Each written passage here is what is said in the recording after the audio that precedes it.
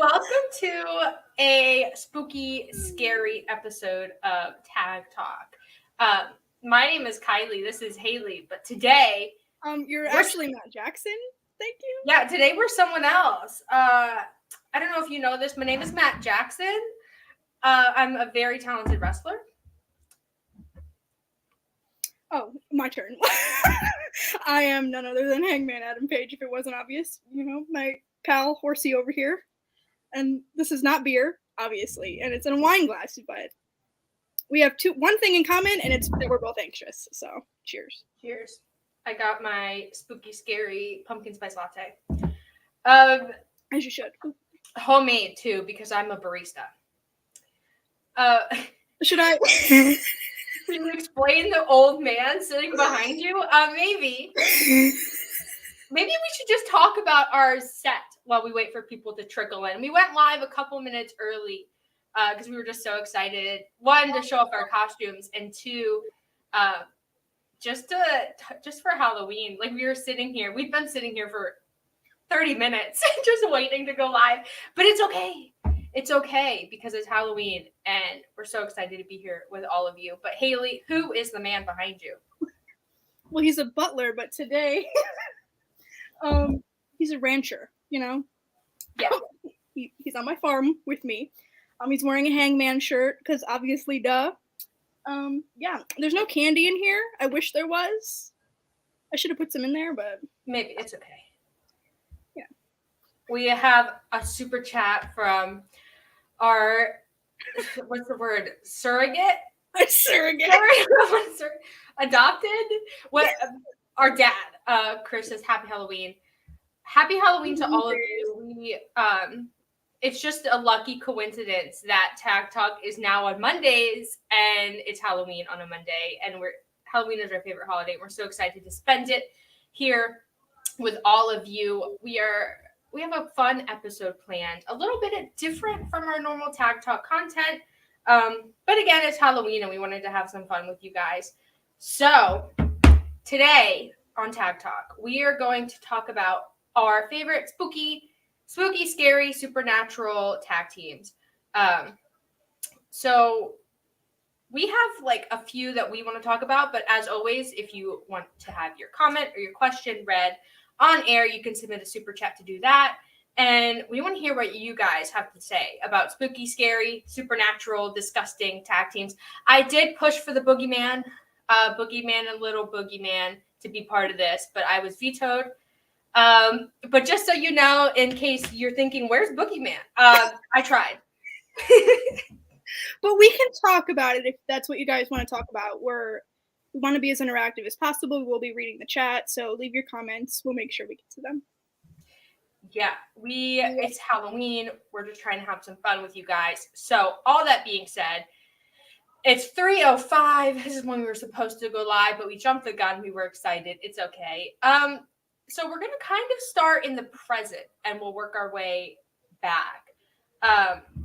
So, of course, a tag team that everyone kind of thought was gone, but now isn't gone, is the House of Black. I was so taken aback when that little teaser was tweeted by all of them the other day. I loved it, and I love how everybody besides Buddy is all dark and mysterious, and he's just in the pool. I love that. A model. Yeah, but I think we both can agree that we love the House of Black. Yes, the House of Black consistently, all the AW shows I've been to, and of course watching it on TV, the House of Black gets consistently great reactions. And they also, I think, the House of Black is sort of supernatural because, Malachi Black and his spit turns people into House of Black figures, these House of Black people. But the House of Black, to me, it's so unique because AEW doesn't really have this propensity to do over-the-top fictional things. You know what I'm saying? They don't do supernatural gimmicks in the way that, WWE might or another promotion might. But House of Black, they're sort of supernatural, but I also feel like it's deeply psychological. And I think a lot of their appeal is that like dark, mysterious side of humans. And I think that's something Malachi Black has tried to do in his wrestling gimmicks for a long time. And I don't know if the House of Black is coming back and they're just going to be the same House of Black again, or if we're going to get some sort of new iteration or a new chapter to the story. But regardless, the House of Black is cool. And I love that we're getting something different. We're not just getting heels who are just like mean, and we're not getting supernatural people who are the boogeyman. I think the House of Black is a nice medium. And I don't know, I'm just so here for it. But Buddy needs to get some tattoos. Julia Hart. Oh, yeah. She got a tattoo. And then, of course, Brody and Malachi, they're absolutely covered. Buddy, and what are you doing? And he's dating Rhea Ripley? And she has tattoos? What are we doing? Buddy. I know, he stands out, but like, I don't know, because I feel like when everybody thinks of the House of Black and they see Buddy, they're like, oh, like he doesn't really fit. But I feel like a tattoo would fix that. Yeah. I think, I don't know, maybe he's just scary enough as Buddy in the pool. A swamp monster. He doesn't need tattoos. I don't know. But if anybody here knows how to contact Buddy, I'll hook him up with a tattoo artist. I have several tattoos, and we'll get it going. Well, I mean, you do. Also Jennifer says Buddy is delicious, and I agree. Listen, I think when Buddy first joined the House of Black, I was like, that's a little weird. I think he was just in it because he's a talented guy, and he needed a spot. I didn't really feel it. But in all the times I've seen House of Black wrestle, especially live, like House of Black is so much better live. Like I can't even begin to articulate that. But he does fit in with the group. He does very well at like the weird creepiness and the acting part of it. I just wish he looked like he was part of the House of Black. Yeah, and like you said, obviously we don't know how they're going to come back or like what's up with these little teases and stuff, but we have talked ad nauseum about where we kind of want to see House of Black go. I'm just excited for the future, and I'm so happy that they introduced Julia finally after all that time, and we've seen her grow into like such a captivating character. I love Dark Julia. I love her. Yeah, and I don't want to spend like a ton of time on House of Black, but I really love it. When Buddy announced that he was like stepping away, and Malachi Black was stepping away for whatever reasons, I don't want to speculate on any of those. But when it was Julia and Brody, I was like, okay, they could do Julia and Brody, and they could do something really cool with that, because I don't know what it is about Julia Hart in the House of Black, but she's really come into her own as this dark character as opposed to like a cheerleader with Varsity Blondes. So I think this is, and I don't buy into cliches or anything like that, but I don't know. It just feels so much more natural for her to be this dark character as opposed to that cheerleader. So I'm here for it. I love the House of Black. Another tag team I really like is the Wyatt family. Ooh, yeah. We couldn't leave the Wyatt family out, especially since it's like sort of relevant now, kind of relevant now. Yeah. I don't know what Bray Wyatt's doing. He's doing Bray Wyatt things, but I think the Wyatt family has, there's been some bleak moments, some valleys, but I think overall the Wyatt family was a lot of fun, and I really like the original iteration of the Wyatt family prior to the infamous projected bug scene, whatever. But I love the Wyatt family. I think there's, especially because like the Bayou down south, like mysterious, out of touch sort of element to it, the farm person. I don't know. Wyatt family. You couldn't not put the Wyatt family on a spooky, scary tag team list. Yeah, and I feel like, and this may be controversial of an opinion, we're going to get to this later, but I did want to point out, I feel like it's the closest thing that we'll ever get to like the Ministry. Mm. Because you know, like for that time it worked, but I feel like in a way like this was WWE's like modern version of that, and we kind of, you know, saw that in their feud with the Brothers of Destruction. Um, with that Survivor Series match. It was Survivor Series, right? Yeah. But I love the Wyatt family. I loved like the swamp match, like all the little like gimmicky things that they did, and there were so many good like vignettes when they were first introduced. So I love that. And I would be remiss if I didn't mention it because we're both Shield girlies. Love the American Gothic. It's just so true. So good. If I didn't mention, because we're both Shield girlies, their feud with the Shield was so good. Yes. One of my favorite feuds. You know, the Shield doesn't fit in on this list because they're not spooky scary. I mean, I guess they kind of do. Like the SWAT team aesthetic, like I guess the SWAT team could be scary.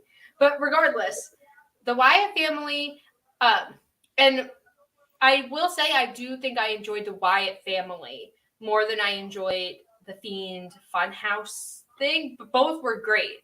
I think time and place wise, I don't think the Fiend fit that well into WWE, especially the way they took the character. But regardless, the Wyatt family, I don't know. It's like when we think of like spooky scary, we always think of things, and we'll get to this, like the Brood, like vampires. Or we think of House of Black, like these mysterious gothic people who you don't know what they're going to do. But the Wyatt family, there's like so much, like Lizzie said, the American Gothic aesthetic, but like believability to it. Like these backwoods Southern people who are, you know, in reality, there are groups of people who are so detached from, you know, quote unquote, mainstream American society. So I don't know. There was something so weird about that, like the culture clash between the Wyatt family and the audience. I agree. And I think that backwoods people are very scary. So, you know. I mean, okay. But also, I think Bray Wyatt, and, you know, it's been said 10,000 times, he's a very creative person. And I'm not sure how much input he had into the Wyatt family and like where the Wyatt family went, because I don't know, as much as you could talk about the evolution of the Wyatt family into this actually legitimately scary thing, I think like the deconstruction of the Wyatt family is equally important. But when I think of the Wyatt family, I always think of, and I don't know why, Randy Orton burning down the Wyatt family compound. And I remember at the time, I was like, oh, like that is not going to fly with Mr. Bray Wyatt. That is not going to fly. He is not having that. So I really appreciated that. But I think, you know, we can also talk about The Fiend because I feel like it's just a new iteration of his character. But do you remember, you know, we had The Fiend vignettes, whatever, and then his first entrance, he had a lantern of his own head, of, you know, Bray Wyatt's head. Ah, so good. It was good. And I like the parallels when Bray returned this time around, that we kind of saw with that like entrance. I thought that was really cool too. I feel like this one's for you. What kind of Ghost Ride? A nightmare. Stop. Thank you. Here come the dad jokes. We promised them. Thank you. Yeah, we love your dad jokes. We do. Again, guys, if you want your comment, you want to guarantee that we read it, you can send a super chat. It's Halloween. We're just having fun. We're all just vibing together. But back to The Fiend. From like the Seth Rollins match onward, it was absolute garbage. Like, I was not a fan of the Alexa Bliss thing. I was not. We carried that out way too long. That wasn't spooky, scary, supernatural like the Wyatt family was, or like the House of Black is. That was just cheesy, corny Disney Channel supervillain movie. But I don't know. Now that you know Bray Wyatt's back in WWE, there's a new creative protocol, creative vision behind the promotion. I don't know. Maybe we'll get some cool, spooky, scary stuff again, and it'll actually be spooky, scary. Yeah, I agree. Sorry, I was reading the comments about our Halloween themed backgrounds and things. We put so much effort into these guys. We really did. But yeah, I'm excited to see kind of where Bray Wyatt goes. He's always been one of my favorite wrestlers, and I mean, we're big fans of storytelling and wrestling, and I feel like he's very good at it. So, super chat from good friend of the show, Ryan. Where does the ghost go on vacation? Malibu. Okay, Triple Paytas with your Malibu Paytas. Oh, and also Jackie says, hello, first time we can catch you both live. Hi, Jackie. We're so excited to have you. Jackie, of course. Great. Also Kyle. Check out Elite POV anyway. Yeah, Elite POV. You guys should all check it out. But back to Spooky Scary Tag Teams. Yeah, Wyatt Family, 10 out of 10. Would watch again. Fiend, no. But the new thing, maybe. I think that's where we stand. I think that's fair to leave it at that, yeah. Yeah. Okay. Moving into a tag team that I watched a lot of. I'm not sure about Haley. Decay. Yeah. So, I don't know how much our audience watches like not AEW. But we have a very skewed AEW audience. Yeah, we have a very AEW skewed audience, which is fine. We love that. We're not shaming you for your AEW perspective, but we had to include Decay because I think Decay includes a lot of very important, spooky, scary wrestlers. So Decay is a tag team from TNA. I believe it debuted in 2016. Let me check. Was it 2016? Yeah, it was. So there's a lot.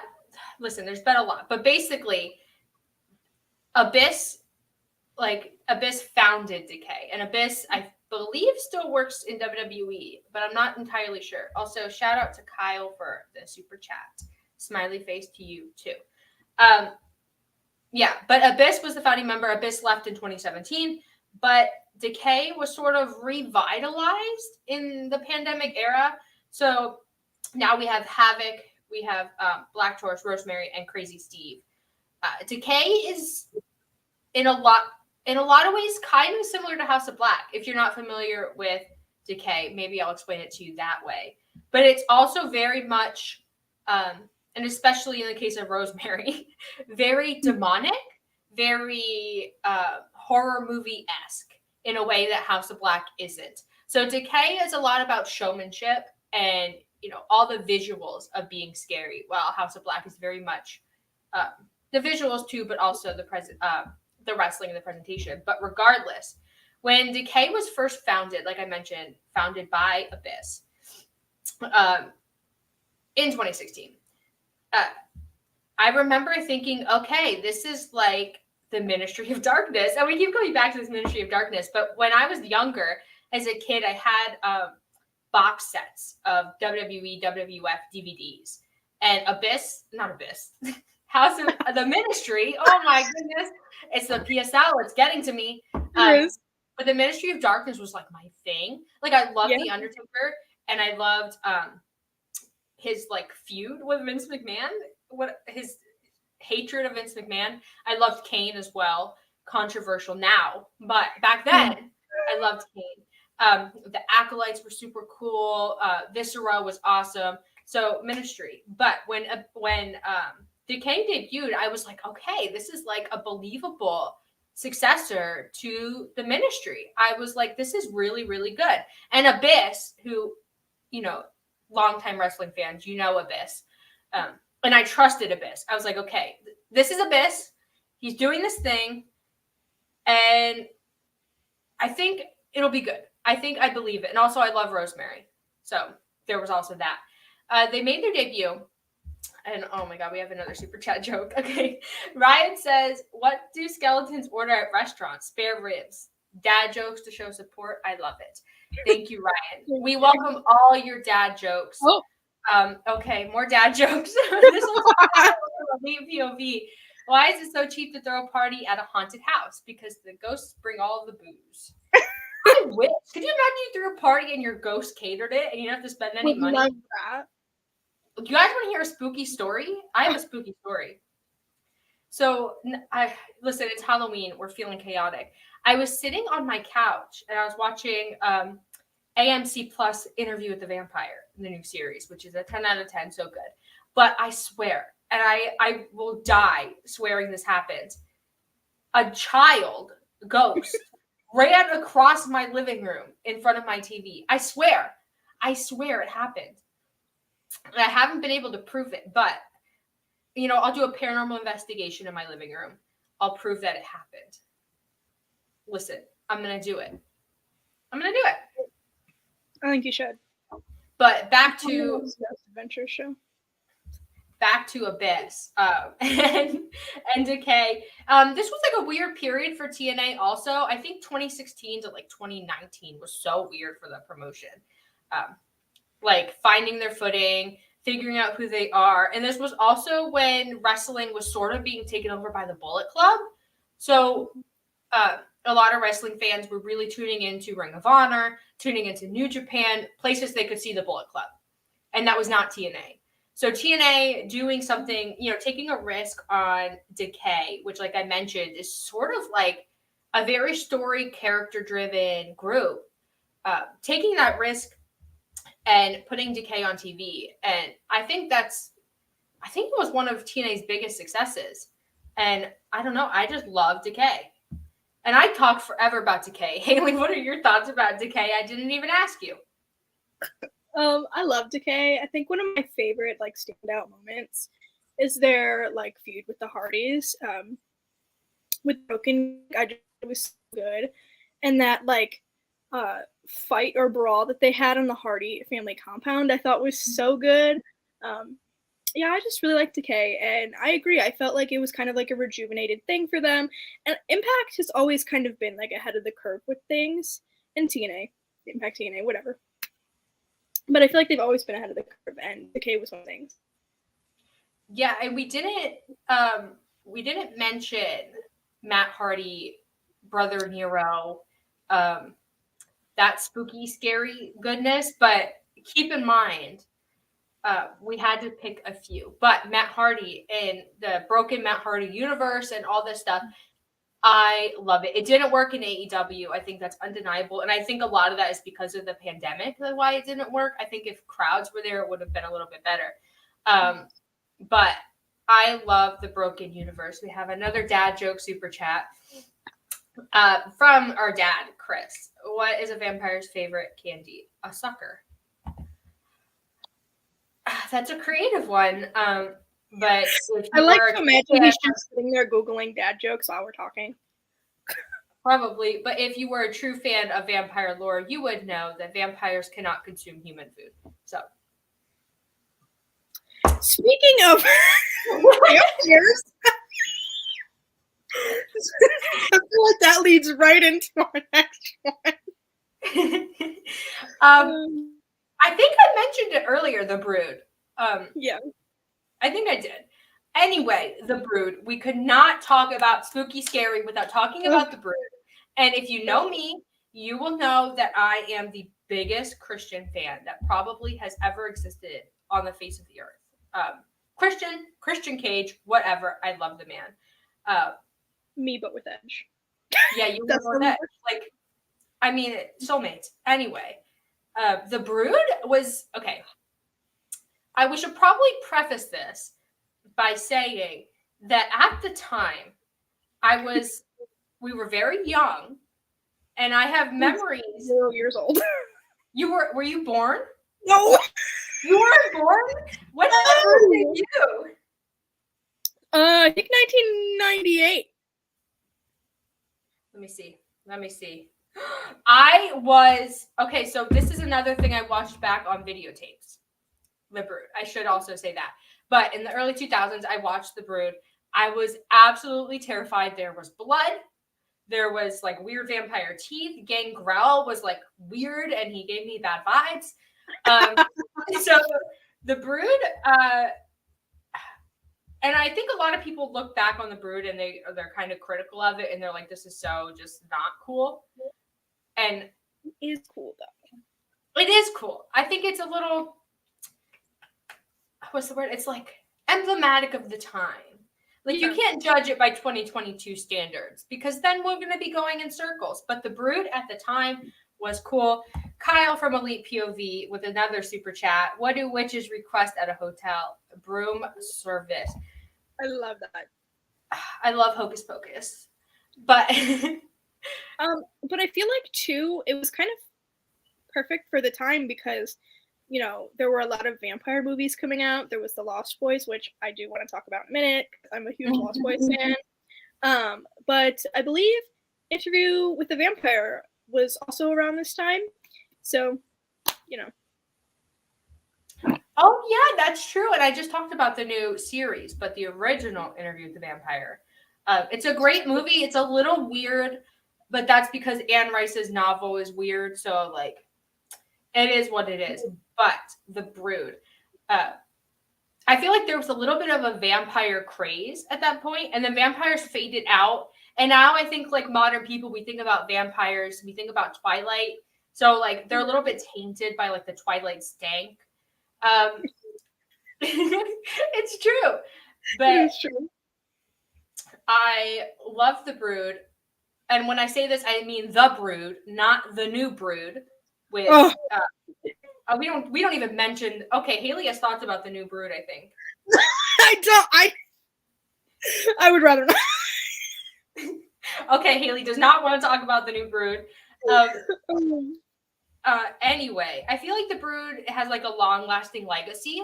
Like anytime someone sees Gangrel, they think about the Brood. Like they don't. Poor Gangrel, he's always going to be the figurehead of the Brood, no matter what. Well, I mean, even when the books did like Hardy cosplay and brought out Gangrel, like very Brood. Like, I mean, true. And I also really liked. Had to have been like 99 or 2000 when the Brood feuded with the Ministry of Darkness, and they ended up merging, which I was not in favor of the merging. I thought that was just like I don't know. I didn't see a reason for them to do that, for like storyline wise, for them to merge like that. But listen, I love that the Brood and the Ministry of Darkness, I love that they were anti-McMahon. Like they were always like they're like, how many times I gotta tell you?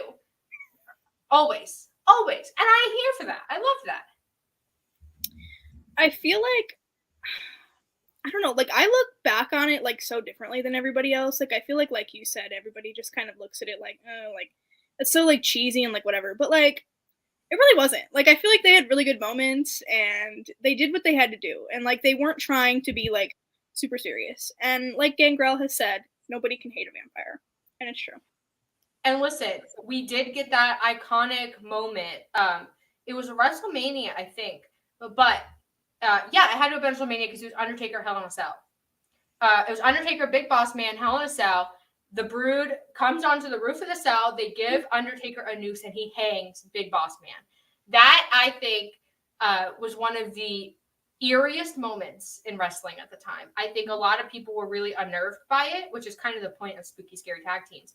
But the Brood have always had this vibe, and maybe this is an unfair comparison, but when I think about the Brood and like all the stuff they did and how they presented themselves, what they looked like, I think about the flying monkeys from Wizard of Oz.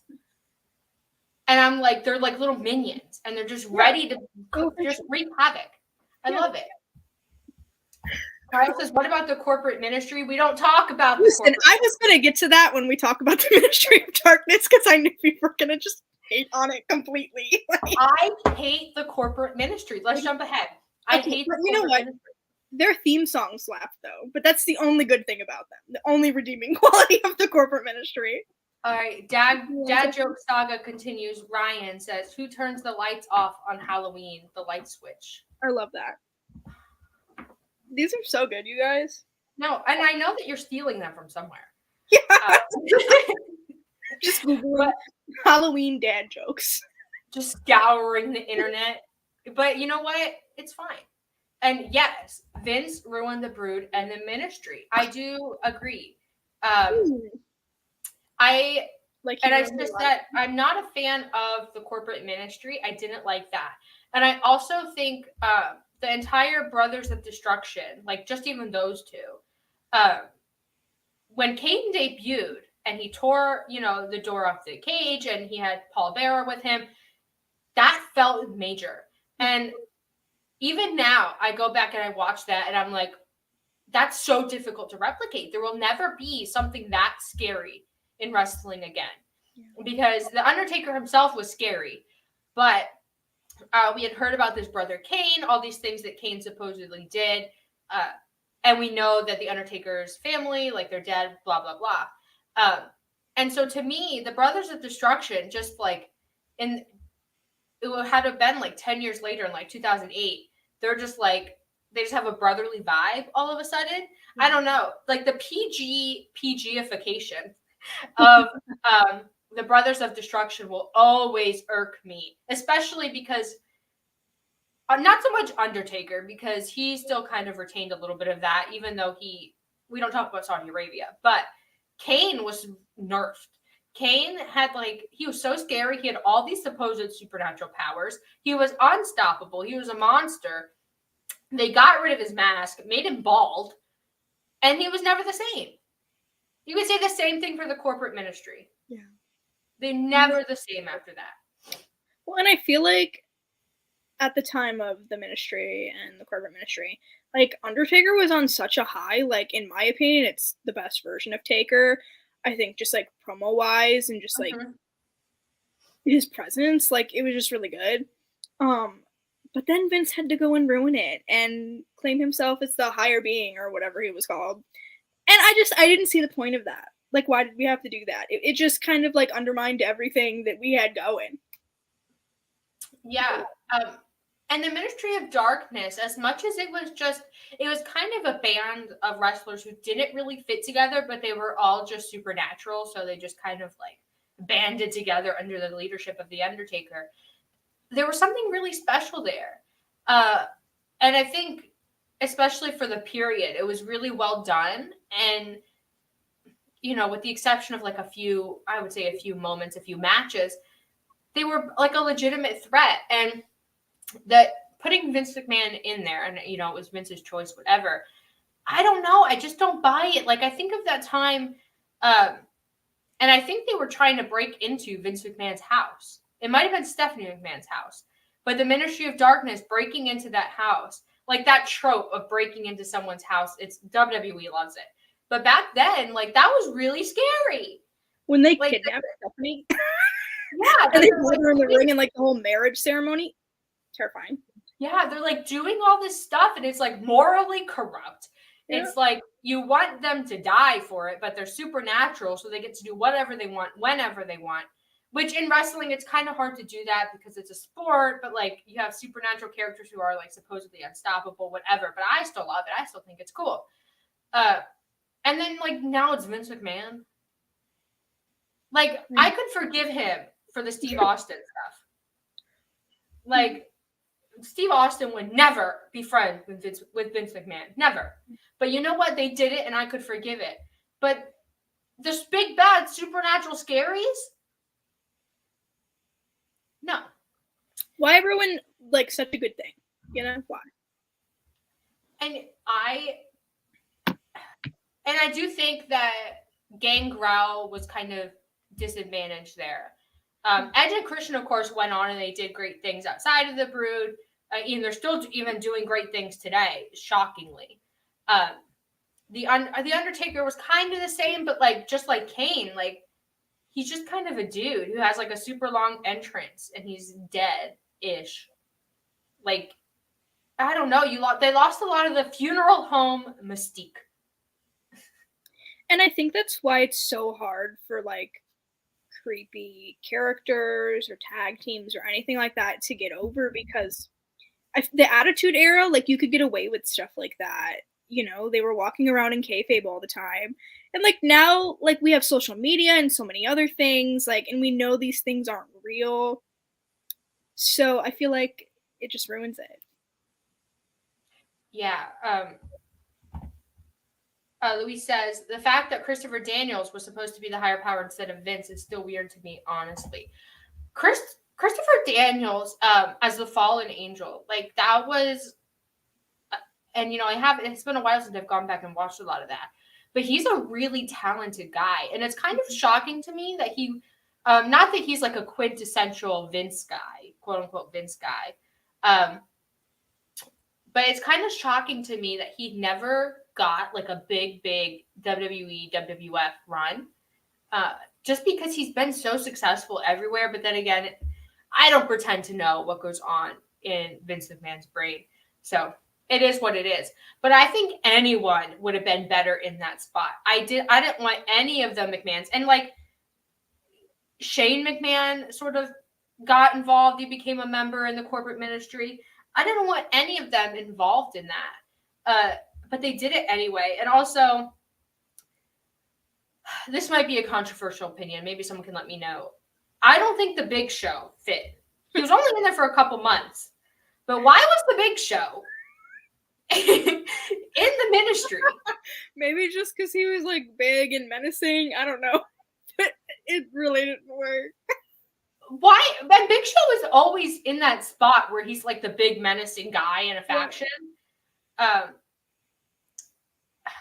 Okay, Kyle says the story per Pritchard is that they pitched Daniels as into the story, and Vince took one look at him and decided he was too short. Seriously, I believe it. Sounds like a Vince thing, yeah. Yeah, I totally believe it. And like at the time, and I was of course a child, but the focus on like witchcraft and like sacrificial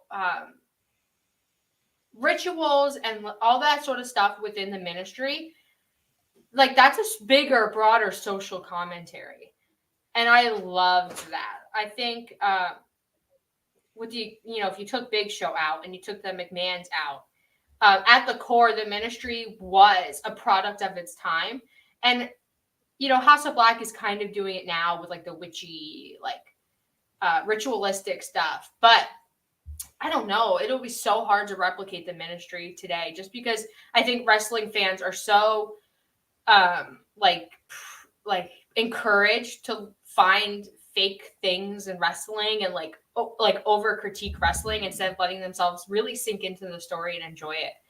But yeah, the ministry, the original ministry, no Shane McMahon. You could put the Brood in there because I liked them. No Big Show. None of them. The corporate ministry is absolute garbage. Luis says 1,000% certain Big Show was in the ministry just for vibes. Just for vibes. Yeah. I totally buy it. But I love the ministry. We love the ministry BCM before the corporate ministry. Yeah, we you know what? Moving forward, we're going to ban the the phrase corporate ministry. We don't talk about her. I am not interested in talking about them.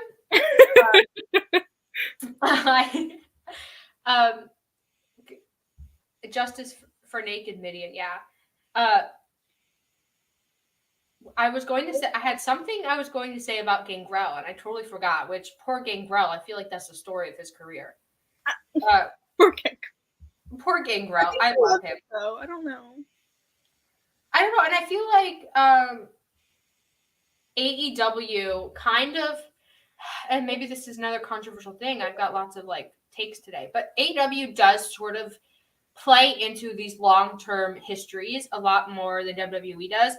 Because AEW does have a lot of like the old guys who were, part of this generation of talent who had, all these ties, not just to the ministry, but like all these other things. And maybe this is me pitching a story. Maybe this is me fantasy booking a story, but I wouldn't mind if AEW did a spooky, scary, supernatural thing with Christian. I wouldn't be mad at that. I wouldn't. And I feel like the Luchasaurus thing, like Luchasaurus don't bring her up. I love Dark Luchasaurus, Evil Luchasaurus, whatever you want to say. I like I really liked him turning on Jungle Boy. I really liked the change of character, how he was presenting himself, blah, blah, blah. I liked that he wasn't goofy anymore. Because, and then we said this on Tag Talk, we felt like Jurassic Express had run its course. I didn't like that he was evil, then wasn't evil, but haha, he's secretly actually evil. That was unnecessary to me. And then now Christian's hurt, but it's whatever. And I think Luchasaurus, like that original heel turn and when he's like wreaking havoc, that's like the closest a lot of wrestlers have gotten to that, you know, like I mentioned earlier, that infamous Kane debut, taking the door off, all those things. And if they had tried to replicate the Kane-Paul Bearer dynamic with Luchasaurus and Christian Cage, that would have been really, really cool. But they haven't done that. Like, even now, it's like Luchasaurus is an afterthought. Like, people, like, it's like Tony Khan's like, oh, people didn't like this weird double turn story with Jungle Boy. Let's just forget that Luchasaurus is there. And, you know, Christian's hurt anyway. So, I don't know. The jury's still out on Luchasaurus for me. Christian to the House of Black. Listen, and we remember, it was a Tag Talk a while ago. Maybe someone watching remembers which episode it was, where we talked about House of Black needing to add more members. And we talked about Darby being in the House of Black. There were a couple other names that we pitched to join. But I think when you have a supernatural gimmick and your whole thing is that you're recruiting, just like the House of Black does, like the Dark Order kind of did, but then the Dark Order is now well beyond supernatural. Like, they're not even in the realm anymore. You do have to recruit. Like, that's the whole point, because you're evil and your whole gimmick is that you want to take over. So House of Black, and, you know, I'm not saying they need like 30 people in there, but they have 4 members and they need more. And it sucks because they keep spitting. They keep spitting on people, and those people aren't turning. Yeah, the only one who didn't turn. Cody Rhodes didn't turn. It was just Julia. The rest of them just walked out of the shadows into the House of Black. Like, hello. So a lot of people in the chat are saying Abaddon. I think you said that too. Yeah. Yeah, I think Abaddon would be a great fit for the House of Black. I think she's tailor-made for a faction like that because she doesn't have to rely on being spooky scary on her own. Like, she's part of a cohesive unit that would really work. And I really love the idea of Julia and Abaddon being in the women's division and doing a lot of tag matches. And I really like the idea of Abaddon being this like demon that Julia's controlling through witchcraft or through whatever it might be. I really love that because I think moving Julia into a leadership role in the House of Black is super important. And of course, I'm always up for more women in the faction. So I think that would be really cool. I agree. Who else would you want to see in the House of Black besides Darby? Because I think the Darby ship has sailed. He's like feuding with Jay Lethal to the end of the days, I guess. Me? You want to be in the House of Black? I was asking if you were asking me. Oh, I'm asking you. Yeah. Yeah, I totally want to be in the House of Black. I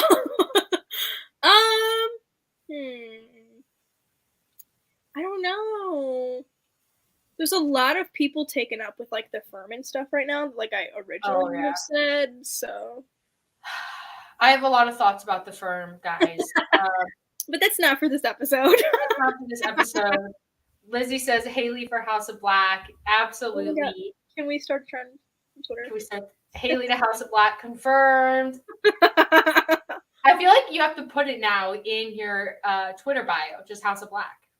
I feel like I give House of Black vibes minus the cowgirl aesthetic. House of Black cowgirl. I don't know. I feel like there's a lot of people in AEW who are just floating, but the House of Black is so specific. It would be really difficult to pull any of them into it. It's just an unfortunate thing about the nature of the faction. I do think after Darby is done feuding with Jay Lethal, if it ever ends, I have no idea. I don't know. I feel like breaking up Darby and Sting is necessary at this point. I feel like not that Sting is holding Darby back, but I feel like Darby is beyond the point where he needs that older talent, like to carry him, like to hold his hand. So maybe Darby. A lot of people in the chat, like Jennifer, is saying Danhausen. He's been teasing. He's going darker. That is true. When Danhausen debuted, I thought that's where we were going, and then like, he did the whole thing with best friends.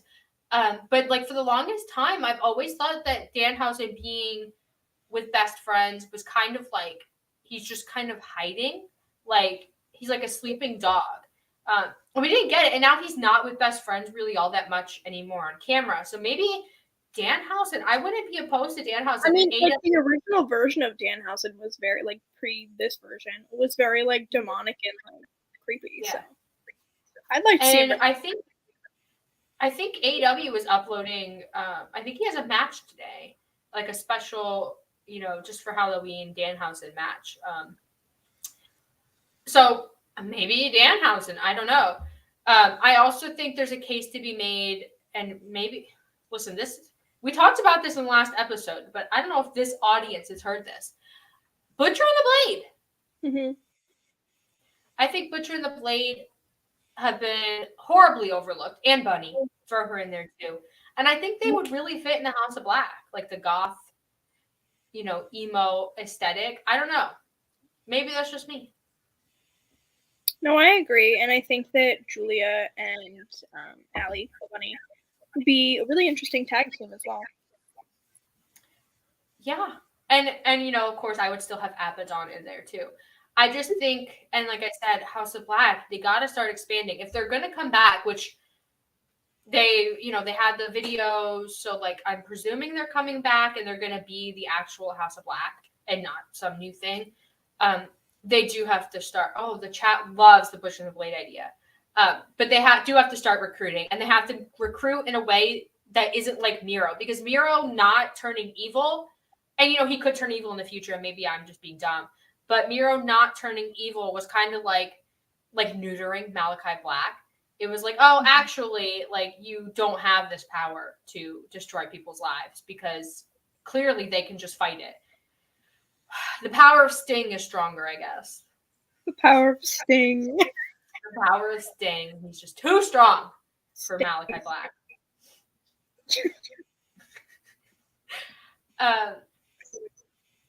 And I was just going to say something about Sting, but I don't remember what it was. But I feel like we've done a great job covering all our favorite spooky, scary tag teams. Haley, do you have any closing thoughts? Are there any tag teams we didn't talk about that you would like to mention?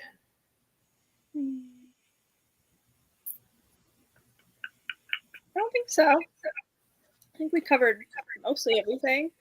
But my closing thoughts, happy Halloween, everybody. I hope that, if you guys are trick-or-treating or going to a party or staying in, I hope you guys have a good rest of your day. Yeah, we love Halloween. Hookhausen, period. I knew I had to give that one to you. Haley loves Hookhausen. I do. I miss Hookhausen so much. My closing thoughts, I love the House of Black sort of revitalizing that aesthetic. I love spooky, scary, and wrestling. I think when it's done right and the characters are multidimensional, I think it's so interesting. House of Black needs to recruit more members. That's my closing thought. Also, I'd love Decay. In terms of, there's a lot of like spooky, scary tag teams and groups on the indies. We were going to mention a few of them, but the episode was already so crowded, and we wanted it to be a fun, dialogue between us and our audience. So also, I feel like we wanted to talk about our faves, and we did. But I don't know. I'm just so excited for the future. I'm so excited that House of Black is back. And we had planned to talk about House of Black before the videos went up, just so you know. We were fans before then. Yeah, I'm excited to see what Danhausen does. I'm excited for Julia Hart. I'm excited for Abaddon. Thank you guys so much for joining us and participating in our silly little Halloween special. It really means the world to us. Haley, where can the people find you? You guys can follow me on Twitter at @HaleyAn_. I am doing writing again, wrestling writing again. I do have a Substack. It's linked on my Twitter where I write a bunch about all my favorite wrestlers and things. So if you guys are interested in that, you can go check that out. you can follow me on Twitter. Oh, I'm not in my normal spot, so I'm like all messed up. At Fuller_Kiley. I post everything I'm doing there. I think, it should be up by now.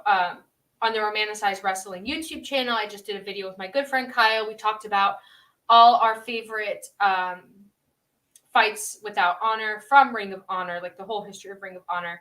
That's up on the Romanticized Wrestling YouTube channel. It's also linked on my Twitter, so you can just go to my Twitter to find that. We wanted to do something Ring of Honor for Halloween, but Ring of Honor doesn't really do a lot of spooky scary. So we did blood and gore instead. So if you're into that, go to my Twitter. You can find that. Follow at Romantic Wrestle as well. Like this video. Comment below if you're watching after we go live.